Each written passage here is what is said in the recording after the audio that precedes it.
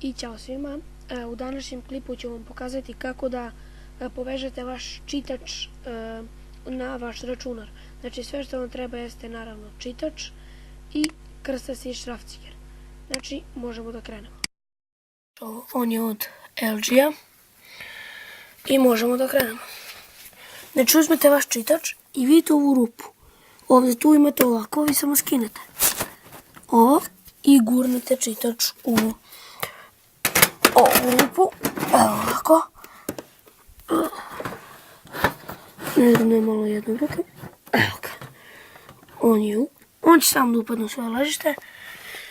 I sada, čekajte sad ovo. Podesim se ovo. Da biste vidjeli. Evo ovako. Vidite ove dve rupe ovdje. Znači ta i ta. Tu stavite šrafove. Evo. Samo stavite šraf. Čekajte. Oba.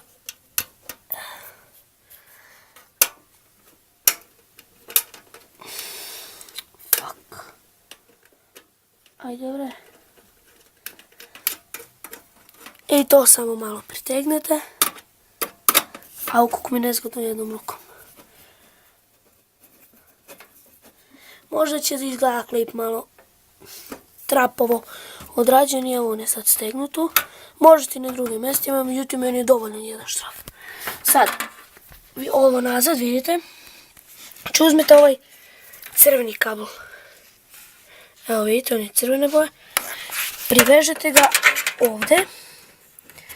Znači vidite, pored ovog privežete i samo gurnete u ovo prvo. Vidite, to prvo i